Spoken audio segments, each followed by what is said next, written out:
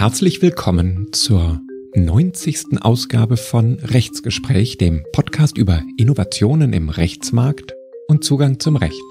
Am Mikrofon Kurt Brügmann, ich bin Rechtsanwalt und Historiker und unterhalte mich an dieser Stelle mit Gästen aus der ganzen Welt über Legal Tech, die Regulierung von Justiz- und Rechtsmarkt und über den Abbau von Versorgungslücken im Recht. Meine Gäste in dieser Folge, in der sich fast alles um den Rechtsmarkt in den USA dreht, Eddie Hartman und Rebecca Sandefur. Eddie Hartman hat 1999 in den USA die Firma LegalZoom gegründet. LegalZoom ist eine Plattform für Rechtsdienstleistungen und wurde schnell erfolgreich und zur bekanntesten Marke im Rechtsmarkt in den USA. Eddie Hartman ist in den USA eine Legal Tech-Legende. Mein zweiter Gast kommt auch aus den USA, Rebecca Sandefur. Sie ist Soziologin und die wohl namhafteste Erforscherin der Wirklichkeit, wenn es um den Zugang zum Recht geht. Sie hat den Zugang zum Recht in vielen Ländern vermessen. Ihre Arbeit hat Gesetzgeber und Rechtsmarktregulierer in der ganzen Welt beeinflusst. Ich finde es spannend, welche Schnittmengen die Blicke des Entrepreneurs und der Rechtssoziologin haben, und ich finde es gut zu beobachten, dass in den USA eine Debatte zwischen den vielen empirischen Rechtsmarktforschern, der Legal-Tech-Szene, der Anwaltschaft und der Justiz stattfindet. Das würde ich mir auch mehr in Deutschland wünschen. Mein Lesetipp am Ende dieser Folge passend zu den Themen meiner Rechtsgespräch-Gäste, wenn auch mit Blick auf Großbritannien, Kate Leader, Litigants in Person in the Civil Justice System. Gefällt euch der Rechtsgespräch-Podcast? Dann freue ich mich über euer Rechtsgespräch-Abo bei Apple Podcasts, Spotify oder YouTube und über eine 5-Sterne-Bewertung, die hilft, den Rechtsgespräch-Podcast noch sichtbarer zu machen. Bevor wir einsteigen, kommt jetzt Werbung. Juris ist der führende Anbieter von digitalem Rechts- und Praxiswissen. Stellt euch die Digitalisierung der Justiz auch immer wieder vor Herausforderungen? Dann könnt ihr euch mit dem Juris-Praxiskommentar elektronischer Rechtsverkehr schnell und praxisorientiert auf den neuesten Stand bringen. In dem Online-Kommentar beantwortet ein erfahrenes Autorenteam zahlreiche Fragen aus der Perspektive von Gerichten, Behörden, Rechtsanwälten und Notaren. So erhaltet ihr die Sicherheit, alle aktuellen Vorgaben zuverlässig zu erfüllen. Jetzt könnt ihr einen kostenfreien Test starten auf www.juris.de/Rechtsgespräch. Das war Werbung. Mein erster Gast in dieser Folge hat in den USA eine Legal Tech Firma gegründet, die schon außerordentlich erfolgreich war, als wir den Begriff Legal Tech noch gar nicht kannten. Dort in den USA gilt er als echter First Mover und hat außerdem durch Gerichtsverfahren zum Rechtsdienstleistungsrecht vielen anderen Unternehmen den Weg bereitet. Er wurde nicht nur mit seinem Unternehmen LegalZoom erfolgreich, sondern LegalZoom wurde auch die bekannteste Marke im Rechtsmarkt. Ich habe gelesen, dass 50% aller Amerikanerinnen und Amerikaner die Firma kennen. Mein Gast ist gefragter Redner und er unterrichtet an Universitäten. Unter anderem konnten StudentInnen ihn in Stanford, Yale und Harvard erleben. Er hat nicht nur LegalZoom gegründet, sondern auch weitere Firmen, die insgesamt einen Wert von mehr als 3 Milliarden US-Dollar hatten. Er ist Rechtsanwalt und Partner einer internationalen Unternehmensberatung. Welcome to this episode of the Rechtsgespräch-Podcast, Eddie Hartman. Thank you so much. And I believe, ich glaube, es ist 85% of Americans, I believe, know the name LegalZoom. That's even more impressive, and it shows me that your understanding of the German language is a lot better. Shall we continue in German? Oh, no. I wish it were better. I try, Eddie, you founded your, I believe, first and definitely most successful company, LegalZoom, in 1999. What was LegalZoom initially? Yeah, it's such a good question, and one that I have not actually been asked before. LegalZoom initially was an attempt by a few friends, myself and my friends Brian Lee and Brian Liu, to try to find a way to give people legal help. But we had a very, very different idea about what legal help was. Mm-hmm.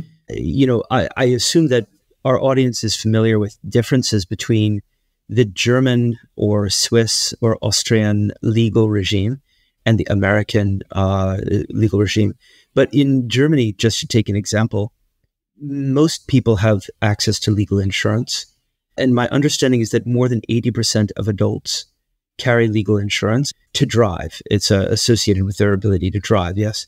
In America, fewer than 10% of adults have legal insurance. And for this reason, the ability to find a lawyer who will help you and represent you is very difficult.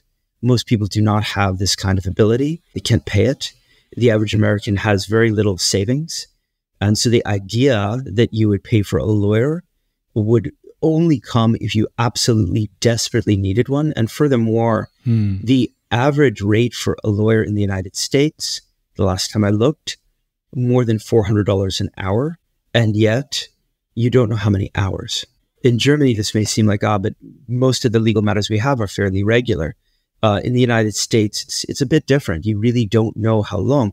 And I would ask you, Cord, imagine yourself, if someone were to say to you, my rate is $400 an hour, but I can't tell you how many hours this will take. What would you agree to that would justify that kind of a setting? You're not insured. You can't pass it on. There's no tax benefit. You must pay the entire $400 each and every hour, and you don't know how many hours. What would they have to be doing for you that you yourself, Cord, would be willing to surrender that kind of money? Well, if I had a problem as a consumer, I would probably not even think about going to a lawyer, which is different in our system, which you described quite correctly. It's about 50% of all households that actually have a general legal expenses insurance that goes beyond driving a car. It is basically for all your legal problems. Amazing. And I know that you have so many great German legal providers, and also I understand there are British providers that get into it as well. I think DAS is now a British concern. I shouldn't step into this area because I really don't know. That's totally correct. DAS is a German insurer which went to Great Britain and which, when alternative business service providers became legal in England and Wales, they had their own law firm, and now DAS was bought by another big insurance company. Let's actually think about what you just said for a moment. England, of course, has an alternative business structure, which is, of course, it's a law firm, but it can be owned by non-lawyers. Now, we may debate the pros and cons of this from a professional responsibility perspective, and we should, what level of regulation is required to ensure that the law firm operating as an alternative business structure is ethical, has high enough standards. I've said this before, and I'm sad to say this is my 10th year saying the same thing. My father has cancer, and he has battled cancer for a decade, more than a decade now. Sorry to hear this. Yes, thank you. I am very glad that the people who treat him are regulated. I am very glad that there is a certification in America for not just doctors, but for oncologists as well. Certification and regulation of a profession is a not only good, but vital thing. Absolutely. So then why would England change and say, we are introducing ownership by non-lawyers who, let's face it, in business reality, could influence the quality of care, the quality of professional behavior?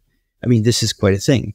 The answer is, if you are not able to afford the treatment at all, then perhaps it's even worse than receiving treatment that is not as well regulated as it could be, So I think that's the choice that England made. They took a look at what was going on with will writers. They saw that the quality was not much different between those that were done by a solicitor and those that were not done by a solicitor. And they said, then why? Why are we giving a stranglehold on the commercial side of law to lawyers?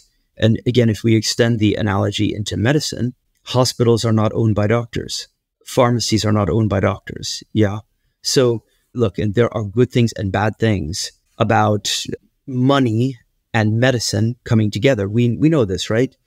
Sometimes it's much better if the state owns a hospital. But what we can't deny is that the move, if we were to propose it, to have only licensed medical professionals own a hospital, I don't think anyone thinks that this would improve the quality of care, because we're not confident that it would be well run.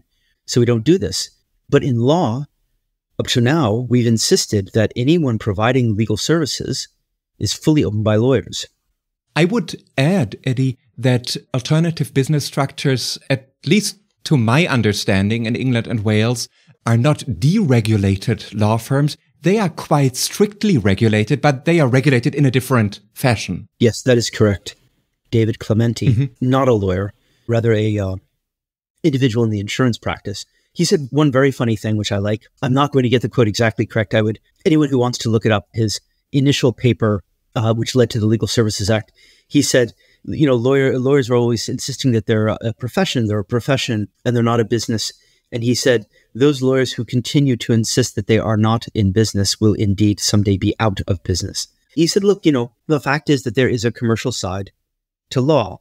There's a commercial side to medicine. Doctors need to get paid, but doctors don't collect fees. Medicine doesn't exist to enrich doctors. Medicine exists to make people healthy. And as a side effect, we must pay doctors because otherwise, why would they participate in medicine? With lawyers, we must pay lawyers, yes. Otherwise, there would be no one. Some people might volunteer, but we would not have a thriving profession and we would not have a public good. We would not have a public benefit for everyone that needs this. But I have talked to members of the bar, presidents of the bar, state bars, high-ranking officials within the ABA, who have told me in no uncertain terms that their job is to ensure that lawyers are paid, that lawyers are compensated, that the business of law really is to compensate the lawyer. Look, I understand they're a guild. Guilds originated in, Hanseatic League, everything else in, Germany is a big part of guilds, but we really don't have them anymore. The bar in America is a guild. They will refer to themselves as a guild, and yet they're also responsible for regulating access to a public good, even though they are clearly advocates for the remuneration of legal professionals. And so, here we see a conflict, I think a very clear conflict. Your question is, aren't ABSs regulated? Well, they are regulated. Sure, they're regulated. Some people would say that they're differently regulated, and therefore we have to think about the corrosive effect of money from non-lawyers, right, impacting the firm, and we can never completely regulate this away. Well, that may be true, but we have to weigh this against the benefit of taking things out of monopoly footing and giving more access to people. In Germany, we actually do speak about a lawyer's monopoly. I guess in the United States, the concept is called authorized versus unauthorized legal practice, which is pretty much the same legal concept. And for the listeners, I should also add the USA are a federal country with states having the jurisdiction over the practice of law. So when you started LegalZoom, Eddie, and I'm trying to get back to the start of your company within the framework of regulation, did you have to fight state regulators? Did you have to think a lot about regulation, or were you just a young entrepreneur who said, I have a business idea and I try to fit it in the regulation that was existing around the turn of the millennium? We absolutely did not want to be fighting with regulators. Who does? Who starts a business and says, first thing I'm going to do, I'm going to walk down to that regulator and I'm going to punch him right in the nose and we'll see what they do then. No. We thought that there is a need. You don't start a business unless you think there's a need. You don't start a business unless you think people will pay you. So absolutely, we thought, hey, we will provide a benefit and people will pay us for this benefit. I will tell you, I think most Americans don't really know who to call if they have got a legal problem. And this is why, lawyers that have never, ever done anything except write wills are often asked by their friends, hey, can you review this contract for me? Can you file a patent on my behalf? We don't know. Americans don't know. But the need is there. And the thought was that we could charge a reasonable price, much less than what a lawyer charges, so that a person could engage in legal services through a website. At this time, 1999, websites were actually still relatively new. I mean, not brand new, but still relatively new. Not everyone had an internet connection. But we thought, hey, for those people who want it, they could get this benefit, if they couldn't afford a lawyer. Eddie, how did the legal market, the lawyer profession, react when you started and became successful quite soon? Well, lawyers do not love competition. And in this case, here is a technology company that is going to be competing in one way or another for customers that traditionally had been in the warm embrace, shall we say, of the traditional legal profession. So did they like it? They didn't like it. I think that the larger firms didn't care at all. They understood that LegalZoom simply was not an issue for them. But yes, particularly lawyers who were in solo practice suddenly said, wait a second, I had once upon a time for setting up a business entity, like a limited liability company in the United States, an LLC, which is very popular. I would normally charge $400 an hour for 6 hours, collect $2,400, and then go golf. And this is fine so long as there's not an alternative. And, you know, with LegalZoom, there was an alternative. There's a way for an individual to go to LegalZoom and get the LLC set up. So it began to change things radically. We were then assailed on the question of, hey, but are the things that you do any good? You remember my example earlier where in America, because we don't necessarily know who to go to for legal help, we go to a lawyer who does divorce and we say, my son just got a DUI, driving under the influence of alcohol, citation, can you help?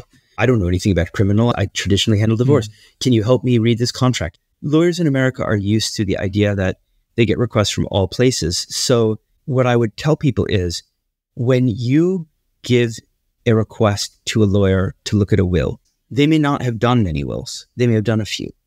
They may have never seen a will before ever. This may be the first time they had to look it up in a book, how to do it. Or it may be what they do. And they may have handled, I don't know, what would you say, 20, 30 wills in a year? But the difference is that our systems at LegalZoom handled thousands upon thousands, tens of thousands, hundreds of thousands of wills. And any errors, you know, it's like a machine process. Any errors were not only spotted and addressed, but had been done so to a degree that no lawyer that only handles a handful of wills could possibly have engineered. Furthermore, because of the scale, we were able to hire lawyers to create the infrastructure that were, you know, top of their class at the very best law schools. You could compensate them in a way that made sense. And so therefore, I mean, that's why I got my will through my company. And later when I went from a will to a trust, I used my own documents. I think most of us do. But they did not like this idea at all, Cord. It was not very well received by the legal profession. And of course, because the legal profession and the regulators on the legal profession are the same, because the regulators are market participants, we faced a lot of challenges. A lot. Eddie, I remember that the first time I saw an LegalZoom ad on TV when I was traveling in the United States, it was an ad promising that you don't need lawyers at all to get legal assistance, but you can get all you need via your iPad. I will actually play the ad for my listeners. Wouldn't it be nice if there was an easier, less expensive option than a traditional lawyer? At LegalZoom, you get personalized services for your family and your business that's 100% guaranteed. So go to LegalZoom.com today for personalized, affordable legal protection. A few years later, I was in the United States again. I watched TV in a hotel room and I saw another LegalZoom ad. And that time it was pleasant, friendly humans saying, Hi. Hi. Hi. Hello. Hi. Hi. Hi. Hi, my name's Josh. Kelly. My name is Raph. Steve. My name is Anne. Tom. Brian. Crystal. And I am definitely not A robot. I'm one of the real live attorneys you can talk to through LegalZoom. I am not a robot lawyer. Was that a journey that your company went through to find the right spot for the human in the loop in your company? We realized that we had crossed a line because I think if you think again about yourself, Cord, I think that you would want a human being to listen to you, to speak with, to ensure that you are really being heard. I'm not sure that I would trust a plane that just has a robot flying it, even if I'm assured the robot is better than a human pilot.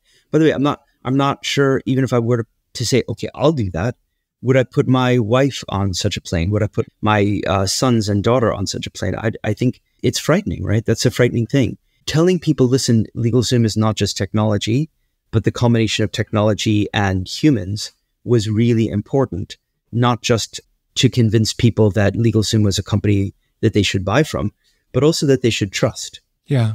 Talking about trust, my listeners in this podcast have heard about the regulatory sandboxes, for example, in Utah. Would you think that those supervised playgrounds for legal services are a good thing? Is LegalZoom even active in one of the sandboxes that have started in the United States? I want to say, ich glaube, ich spinne. Cannot believe that this is happening. Yes, but so I have to, of course, caution your listeners. I have not been at LegalZoom for a considerable period of time. I'm no longer an insider. Actually, if you have German listeners, I am at Siemenkucher, headquartered in Bonn. So not at LegalZoom. That said, yes, I believe LegalZoom does have a law firm that it owns through the Sandbox regulatory facility in Arizona, which is fantastic if you think about it, because LegalZoom had an alternative business structure, an ABS, a law firm called Beaumont, but it was in England. And this, of course, is inconvenient for many reasons and suboptimal for many reasons. Time zone, hiring practices, jurisdiction, many things. When you move it to Arizona, well now, quite a bit opens up.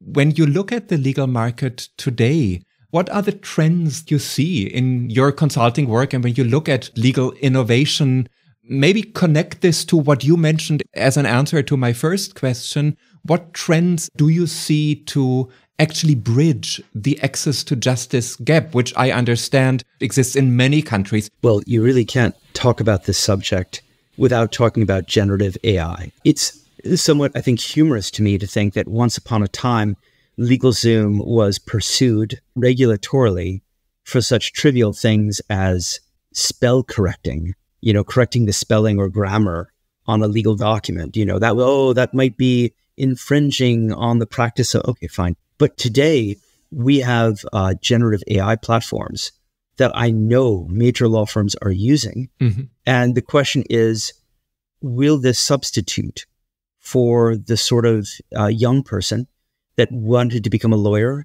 and that would have eventually become a partner at that firm?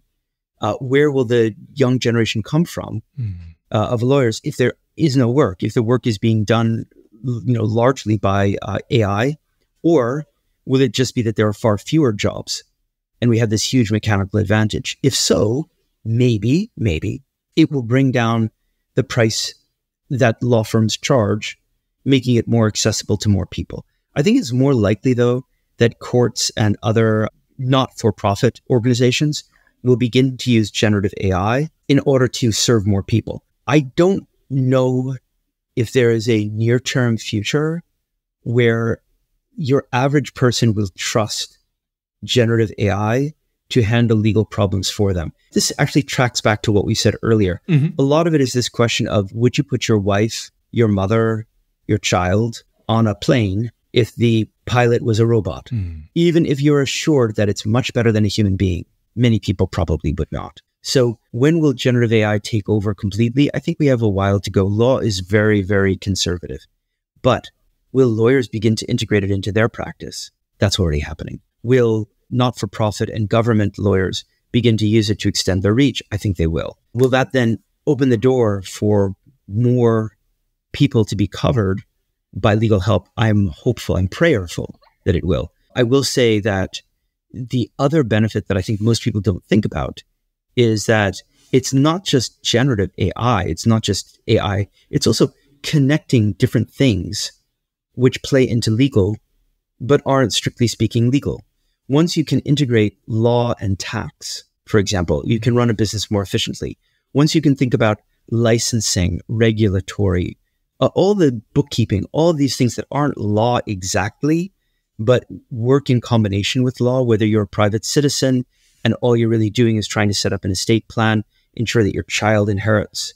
If you integrate that into tax and bookkeeping as well, or of course, if you're running a business, all of this, I think, is becoming more efficient and will have a positive effect on the economy overall. In the short term, though, it could be quite disruptive to lawyers themselves. It could be disruptive to that young law school graduate who's looking for a job, and where a law firm once needed 100 new associates, now they only need 50. That, I think, is probably going to come. It might happen to lawyers who are in small practice or solo practice, who suddenly discover that they're having an increasingly difficult time competing. Historically, when there's a new innovation, it helps everybody eventually, but not at first. At first, it's quite disruptive to the status quo, to the people who are in the seats today. Eddie, would you advise your child to go to law school, or would you advise her or him to study a technological subject? Wer rastet, der rostet. So perhaps, rather than doing nothing. But no, seriously, I think if they were going into it for the right reasons, then absolutely. If they were going into it to look like the people on the television show LA Law and, make $1 million, I think maybe not. But if they went into it because they truly believe in the profession and they believe that actually advancing law and justice is one of the most important things we can do as a human being, with a full heart, I would say, absolutely. Eddie Hartman, thank you so much for this thoughtful and inspiring Rechtsgespräch conversation. It was a pleasure to talk to you. You as well. What a pleasure. Thank you so much, Cord.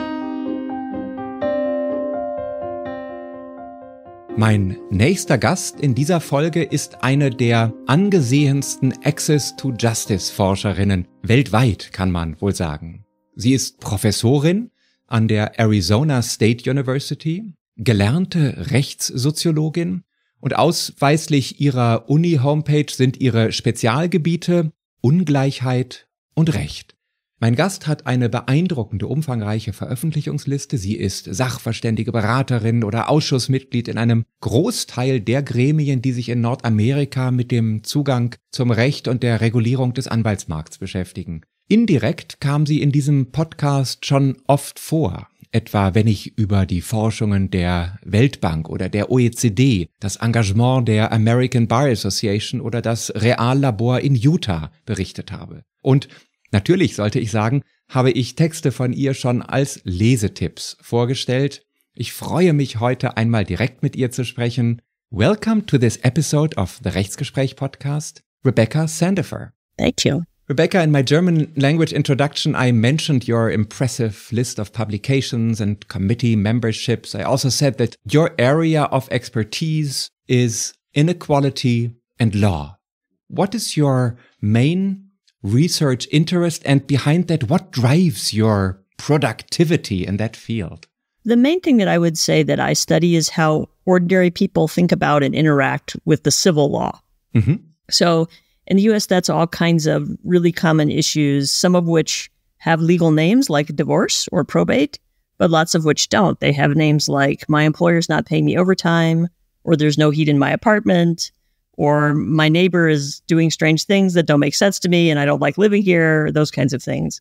And the way I became interested in this was actually in reverse. So to get a PhD in the United States, you write one dissertation. And so my dissertation was an empirical study of the careers of lawyers and how they had changed between the 1950s and the 1990s. And as I was finishing that up, I was asking myself, wasn't it strange that we have a big public legal system that we've all elected people to write laws for because it's a democracy or aspires to be a democracy? And we've already paid taxes to build courthouses and staff them with clerks and judges and people like that. But in order to use that system, which has become so complicated and inward-looking, you have to go to a private third party, which is the bar, and pay them money to use your own justice system. And so I started to think about what that would mean if you were an ordinary person in democracy trying to use your justice system, both in terms of how you would handle that situation, but also what it means for democracy if people are kind of prevented or gatekept from the law that's really theirs. So that's what drives me, is thinking about how to democratize the law so that people can engage with it and shape it in the way that they're supposed to be able to in societies like ours. So from the beginning on, you did not look at this as a legal scholar, but as a sociologist. Yes. But I'm curious about, when you started your work, were you regarded as a stranger by the legal scholars, or did you meet a tradition of empirical research? I'm asking this question because from our continental European perspective, we tend to think that you have a lot longer and broader tradition of empirical research on the law. I think in the US, there's probably about 100 years of empirical research on the law. The real sort of genesis of the work that you see today comes in the 1960s when the Law and Society movement gets founded by people like Mark Galanter and Richard Abel and Dave Trubeck and so on. I'm sure I'm leaving people out, but there was many of these people are still with us and you can still talk to them. But they were really thinking about bringing the methods of empirical social scientific research into not just law, but law schools so that the people trained in law schools would understand how things actually worked in the real world. And I'm very much from that tradition and spend a lot of time talking with those folks. Now, it's also the case, though, that there are many people in American law schools who just study doctrine and they write law review articles about doctrine. And in that world, I am kind of a foreigner. So let's try to look at the legal market, at the world through your eyes. When you need to present a definition of access to justice, what would your definition of access to justice actually be? Traditionally, we think about that as access to some kind of process. So we have courts or we have tribunals or we have mediation services, and can we give people access to that? And I don't really think about it that way. Okay. So I'm much more interested in the substantive norms that are encoded in law. So we've decided that there are some things that we do in life that are so important that we have some kind of collective stake in ordering them. So we have a collective stake in ordering the fact that people who work for wages should actually collect those wages. Or we have a collective stake in ordering that if you live in an apartment, you should probably pay rent for it if you've agreed to do so, right? So we make laws about those things. And for me, access to justice is when you face some issue that's governed by those norms and it gets resolved in a way that's consistent with those norms. It's resolved lawfully. It doesn't matter to me whether you do that by working it out with your employer or your neighbor or your landlord, or whether you go to a court and file a lawsuit, or whether lawyers are involved. That doesn't seem to me to be an important part of lawfulness or of access to justice. It's just a tool. The system is just a tool for achieving those goals. Understood. Maybe one further question. We talk about legal needs and unmet legal needs. Could you specify a bit what makes a need a legal need? So a legal need is when there's some event in your life that's justiciable. So that means somebody who's involved in that issue has the ability under the rules, whatever the rules are where you are, to take a formal legal action about that. So it's a lawable problem. What would make such a problem a legal need? There's a great stream of work that comes out of Australia right now, the Public Understanding of Law Survey. And they have a really very sophisticated way of thinking about and measuring what a legal need is. So a legal need is when I have a justiciable event, a legal issue in my life that I don't have the capability to resolve because I don't have the knowledge or the ability to work the system or whatever specific legal stuff I need, my legal capability. If I lack that, then I have a legal need. Because of course, people sometimes have that capability themselves. They can figure out what their options are and make good choices. Or they have the capacity in many jurisdictions to represent themselves in courts. And if they can do that and understand what they're doing and do it well, then they don't have a legal need. They've kind of met their own legal need. But when they don't have access to that capability, then they have an unmet issue that they don't have the capability to solve or to engage with. Thank you very much. I actually introduced the Pulse study in one of my previous episodes of the podcast, and I will talk to Nigel Balmer, one of the head authors. And I think I'm talking to one of the authors of the study right now, don't I? Yeah. This was a very interesting reading recommendation, I think, for my listeners. But let me ask you another question about legal needs. In your research, in your scholarship, who defines what a legal need is? Is it the person which experiences this need? Or do you have some kind of objective definition when you say justiciable event? So is it rather subjective from the view of the person who is looking for a resolve, or is it objective? Well, that's a great question. So the law institutionalizes some things as actionable. Lots of the data that I talk about comes from surveys of the general population. And the lists of issues that people respond to in those surveys are developed with lawyers who understand what issues are covered by the law and what are not. So when you're entering the survey, you don't need to know whether wage theft is a legal issue or your ex-partner not allowing you to see your child at an agreed time. You don't need to know whether that's a legal issue. You just need to know whether or not it's happening. if you ask people, at least if you ask Americans to characterize their issues, so you give them a list of justiciable events that we all know, that experts know are governed by the law, and you say, okay, what kind of event is this? Is this a legal problem? Is it a personal problem? Is it bad luck? In the United States, we have many people who are very religious, and so it makes sense to ask them, is this God's will for you? That's something that makes sense to many people in the U.S. Is it a bureaucratic problem? Is it a moral problem? And so on. What you see across this list of justiciable issues is that for less than 10% of them will people identify them as legal.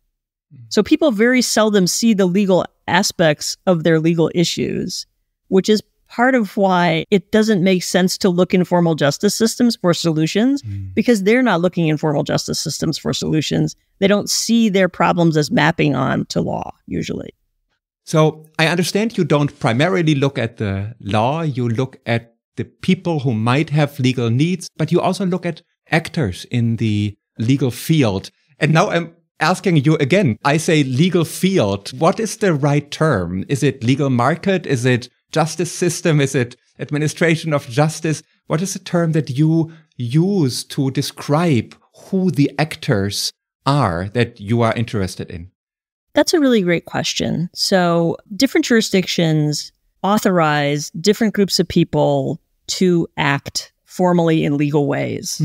So in the United States, you can act on your own behalf as a legal actor, and you can in fact represent yourself in court, which I think in many European jurisdictions you can't. You have to have somebody who has rights of appearance, an attorney or someone like that. But in the United States, you can defend yourself against criminal charges. You can represent yourself in civil cases. So we authorize people to do things for themselves, but we have a pretty limited set of people that we authorize to do things on their behalf. So it's almost always only attorneys that can give you legal advice or can represent you in most forums. It's not true for everything, but it's usually true. And if people who are not licensed attorneys do these things, it's called the unauthorized practice of law. And in most states in the United States, that's actually criminalized. So there are criminal penalties attached to that. So part of the work that I do, both as a researcher, but also as an actor in the world, is to think about what are the other kinds of justice workers that could be assisting people with really common justice issues and doing it competently and effectively. And how could we, make them incapacitate them to be competent and effective? And if we want to create that possibility, what do the rules look like? What does the regulation look like that would be the enabling environment for that more diverse and democratically representative set of justice workers? So you look at regulation as what your words, I think, were enabling environment. Yeah. I think that's very interesting for us maybe to understand how you understand regulation, because regulation very often is understood as restricting freedom, creating monopolies. So tell us about a few of your thoughts about enabling regulation. You're right that usually what we use regulation to do is to restrict things, hopefully for good reasons, right? For consumer protection or for justice or something like that. But what any set of regulations does is make some things easier or possible and other things harder or impossible. And so when you're thinking about a regulatory environment or a regime, you want one that makes possible and supports the activity that you want. If you restrict the practice of law to a highly credentialed, expensive to enter, very restricted occupation, you've created a regulatory environment that's very restrictive in terms of who can do things, but also in terms of business models that people can use. In the US, if you're in a law firm, it has to be owned by lawyers. So you can't have outside investment most of the time. If you're not a fully qualified attorney, you can't deliver most legal services without a fully qualified attorney backing you up and supervising you all the time, which restricts the supply of law. So in the United States, since 1970, the size of our legal profession has grown by 400%. So it's quadrupled over those 50 or so years. And during that time, every measure we have of legal need has just gotten worse.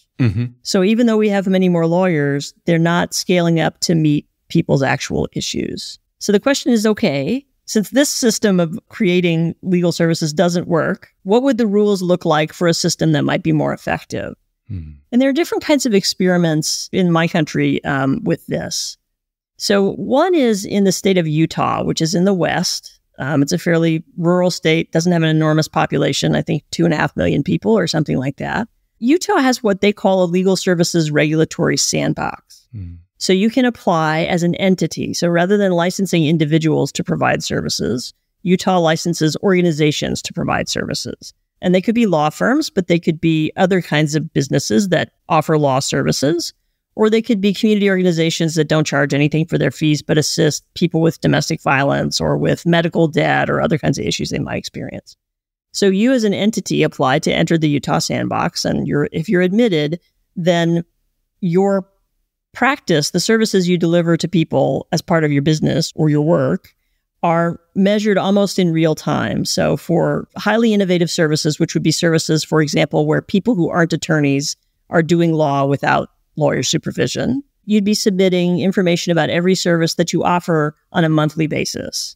And then there's an office that analyzes all of those data, and it's looking just for consumer protection. The other thing about that model is if the point of regulation is protecting consumers, then let's measure the thing we really care about, which we don't do with the traditional regulation of lawyers, right? We measure whether they have law degrees or whether they've passed exams, but we don't measure whether they actually provide competent services or get accurate legal results or any of those things. So there's that kind of experiment happening in the United States. I think there's also one in Ontario in Canada has a sandbox that's more focused on technology, I think. Utah's is both technology and people. Yeah. We talked in this podcast with representatives of the legal technology sandbox. Yeah. A few episodes ago, I introduced your article, Designing Just Solutions at Scale, Lawyerless Legal Services and Evidence-Based Regulation, in my section Recommended Reading. Maybe you can take us through your idea of evidence-based regulation, because I think what you just mentioned about Utah is probably pretty close to your ideal of evidence-based regulation? Well, I think there are two parts of evidence-based regulation. So one is, what do we already know about what could be done effectively? And so if you look even just in the United States, there are federal benefits tribunals where people who are not attorneys can provide advocacy. People who are certified immigration representatives can provide advocacy and support for many different kinds of immigration issues in federal immigration courts. There's state courts of different kinds, usually around taxes, where people who are not attorneys can provide advocacy. And when we look at empirical studies of that work, we know that those people can be very effective, right? There's no empirical reason to restrict that practice to attorneys, to people with law degrees who pass bar exams and this kind of stuff. So there's that part of the evidence base. Like, what do we know we could be permitting? There's a second part of evidence-based regulation, which is there a way we can watch what's happening and make sure that we're achieving the goals of regulation? So the most basic goal of regulation is consumer protection. But if you look at some jurisdictions in the United States, they're thinking about innovation. Right. So the state where I work is Arizona, and it licenses alternative business structures. So it allows outside investment in legal services producing organizations. It doesn't particularly do it in an evidence-based way, but you could imagine looking to see whether, in fact, the services in Arizona were more innovative than in states that don't permit that. The Utah sandbox is a very resource-intensive way of doing evidence-based regulation because you're collecting all these data. The state of Alaska is following a somewhat different model that I would expect you will see more of in the U.S., which is their Supreme Court. So they have authorized a legal services organization that serves people statewide to train and deploy for both advice and representation community justice workers. So some of them are healthcare workers that are in remote communities, and it's a huge, very, very rural state with lots of different languages, many of which are in different indigenous groups who live in Alaska. So this allows that legal services organization to train and deploy people to lots of different kinds of communities in lots of places that are not reachable by roads. And the evidence part of that is a study funded by our National Science Foundation, which is federal investment in basic research. It's a model where you recruit outside researchers to study independently the thing that you're trying, your experiment. And I would think that would be a model that would take off more in the United States than the sandbox, because the sandbox is so foreign to a legal services regulator, which is used to credentialing people and then letting them go. And lawyers aren't usually trained in data analysis and data collection and those kinds of things. This was very interesting to hear about kind of substantive regulation. When we talk maybe at the end or coming close to the end of this conversation about institutions of regulation, what is your view on self-regulation, co-regulation, independent regulation, or even government regulation?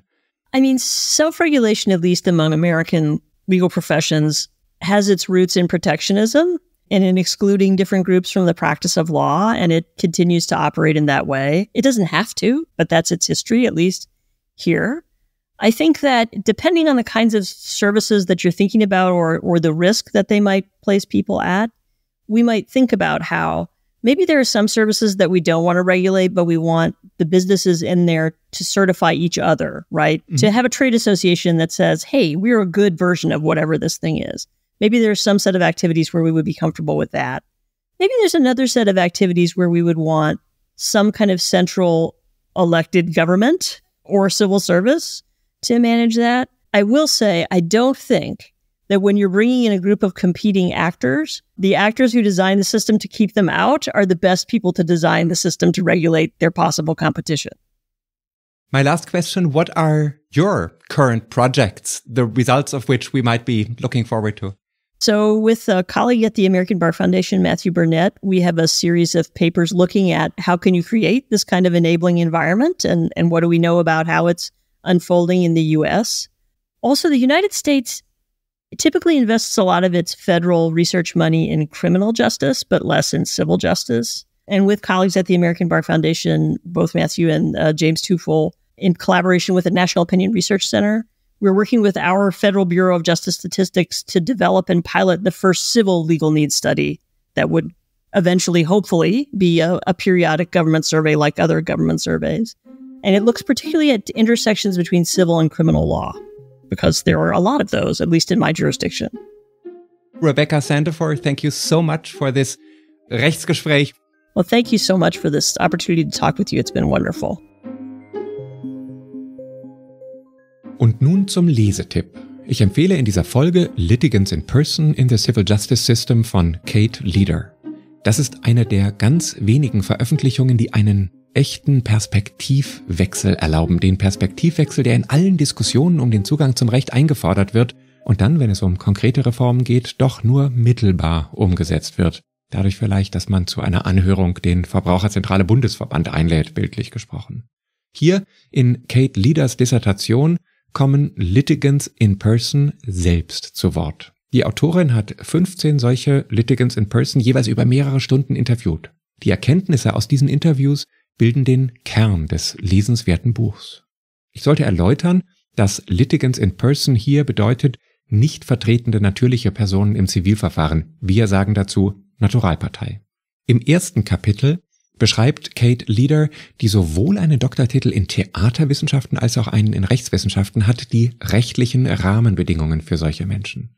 Im Rechtssystem in Großbritannien. Ihre Überschrift How the Law Sees the Litigant in Person bezeichnet aber nicht nur das gesetzte Recht, sondern umfasst auch, wie Rechtsberufe und die Justizverwaltung, also die Rechtswirklichkeit Naturalparteien sieht. Häufig, so ihre Beobachtung, werden Naturalparteien als Problem angesehen, die gute, professionelle Abläufe stören. Allerdings sei das eher eine traditionelle Perspektive, denn in Rechtspraxis und Wissenschaft werde mittlerweile auch wahrgenommen und ernst genommen, welchen Schwierigkeiten Justiz- und Rechtspflege diese Personengruppe aussetzen. Ein nächstes Kapitel beschreibt historische Entwicklungen. Besonders bemerkenswert sei die Professionalisierung der Rechtspflege über die letzten Jahrhunderte, in der Naturalparteien zunehmend marginalisiert wurden. Heute sei die unbefriedigend lückenhafte Veröffentlichungspraxis der Gerichte, das Thema kennen wir aus vielen Rechtsgesprächen, ein Grund dafür, dass Naturalparteien weiter unsichtbar gemacht würden. Die Autorin beschreibt, dass als veröffentlichungswürdig üblicherweise nur Entscheidungen angesehen würden, die, wie wir das in Deutschland sagen, der Rechtsfortbildung dienten. Und das seien in der Regel Entscheidungen nach Prozessen, an denen Anwältinnen und Anwälte beteiligt waren. Litigants in Person kommen also in der veröffentlichten Rechtsprechung so gut wie gar nicht vor. Im dritten Kapitel Who are Litigants in Person hören wir von den Interviewten. Kate Leder hat sie nicht nur zu Erfahrungen vor Gericht befragt, sondern strukturiert ihre Biografie und Lebenswirklichkeit erfasst. Dabei hat sie sich nicht auf vulnerable Bevölkerungsgruppen konzentriert, sondern auch Personen aus der Mittelklasse interviewt. Ein interessanter Befund, der einen scheinbaren Widerspruch enthält: Einerseits seien Naturalparteien häufig Personen, die staatlichen Autoritäten misstrauten, andererseits würden sie als Klägerinnen und Kläger noch auf die Justiz setzen. Es lohnt sich, die Geschichten von Mary, Trevor, Neil, Peter und den anderen zu lesen. Sie zeigen, dass die Entscheidung, sich selbst zu vertreten, häufiger mit eigenen schlechten Vorerfahrungen mit Beratung und Vertretung zu tun hatten, als mit sonstigen sozialen Faktoren. Die Folgekapitel illustrieren, teilweise durch wörtliche Wiedergabe der Interviews, wie fremd die Erfahrung vor Gericht eigentlich für alle Befragten war. In der Regel, wie die Autorin schreibt, ich übersetze, härter, komplexer und verwirrender als gedacht. Fehlende oder unzureichende PKH, immer höhere Gerichtskosten und das Minimum an Hilfe, das die Interviewten erhielten, schafften eine Umgebung, in der sie sich nicht erwünscht, das war ein Zitat, fühlten. Insgesamt ist das Buch ein Plädoyer für Justizreformen, insbesondere in der von radikalen Sparmaßnahmen betroffenen Justiz in Großbritannien. Die Herangehensweise der Autorin mag ungewohnt für uns Juristinnen und Juristen sein. Die Oral History Methode, eingebettet in rechtswissenschaftliche und rechtssoziologische Überlegungen, ist aber durchaus kraftvoll und manchmal berührend, weil sie zeigt, das sind die Menschen hinter den Fällen, über die wir in den ZBO-Reformen nachdenken. Insofern ist Litigants in Person ein echter Lesetipp. Litigants in Person in the Civil Justice System, Untertitel In Their Own Words, von Kate Leader, ist im Verlag Hart Publishing erschienen und kostet als E-Book umgerechnet ca. 72 €. Und nun kommt noch einmal Werbung. Juris ist der führende Anbieter von digitalem Rechts- und Praxiswissen. Stellt euch die Digitalisierung der Justiz auch immer wieder vor Herausforderungen? Dann könnt ihr euch mit dem Juris-Praxiskommentar elektronischer Rechtsverkehr schnell und praxisorientiert auf den neuesten Stand bringen. In dem Online-Kommentar beantwortet ein erfahrenes Autorenteam zahlreiche Fragen aus der Perspektive von Gerichten, Behörden, Rechtsanwälten und Notaren. So erhaltet ihr die Sicherheit, alle aktuellen Vorgaben zuverlässig zu erfüllen. Jetzt könnt ihr einen kostenfreien Test starten auf www.juris.de/Rechtsgespräch. Das war Werbung. Das war Ausgabe 90 des Rechtsgespräch-Podcasts mit Cord Brügmann. In Folge 91 spreche ich mit Jermaine Washington, Gründer und Vorstandsmitglied des Vereins Afrodeutsche JuristInnen e.V. und ich unterhalte mich mit Jens Bohrmann, dem Präsidenten der Bundesnotarkammer. Für Kritik und Anregungen bin ich dankbar, genauso wie für eure Abos. Wenn euch diese Folge des Rechtsgespräch-Podcasts gefallen hat, dann abonniert das Rechtsgespräch und gebt ihm eine 5-Sterne-Bewertung auf Spotify, in der Apple Podcast App, bei YouTube oder da, wo ihr den Rechtsgespräch-Podcast hört. Bis zum nächsten Mal.